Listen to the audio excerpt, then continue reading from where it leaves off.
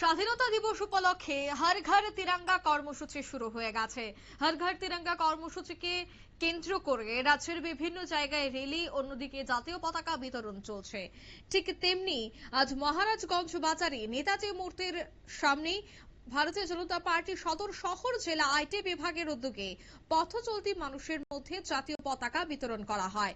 উপস্থিত ছিলেন বিজেপির সদর জেলা সভাপতি অসীম ভট্টাচার্য, কাউন্সিলর রত্ন দত্ত, আইটি বিভাগের কনভেনার সুকান্ত বণিক সহ অন্যান্য নেতৃত্বরা। এদিন পথ চলতি প্রত্যেকের হাতেই জাতীয় পতাকা তুলে দেওয়া হয়। জাতীয় পতাকার প্রতি সম্মান জানিয়ে, মর্যাদা জানিয়ে এই দিনটি আমরা উদযাপন করে থাকি, অর্থাৎ 15ই আগস্ট। আর তার আগে থেকে এবার রাজ্য জুড়ে নয়, গোটা দেশ জুড়ে কিন্তু আনন্দ উচ্ছ্বাস শুরু হয়ে যায়। হর ঘর তিরঙ্গা কর্মসূচি বেশ কয়েক বছর, অর্থাৎ 3 থেকে 4 বছর ধরে চলে আসছে। এবছরও কিন্তু একেবারে উৎসবের মেজাজে শুরু হয়ে গেছে হর ঘর তিরঙ্গা কর্মসূচি। আচ্ছা, এই কর্মসূচিকে কেন্দ্র করে বৃক্ষরোপণ কর্মসূচিরও আয়োজন করা হয়েছে। রিক্সা চালক থেকে শুরু করে সেখানে বাজার করতে আসা সাধারণ মানুষের হাতেও দেশের গর্ব জাতীয় পতাকা, ত্রিরঞ্জিত জাতীয় পতাকা তুলে দেওয়া হয়।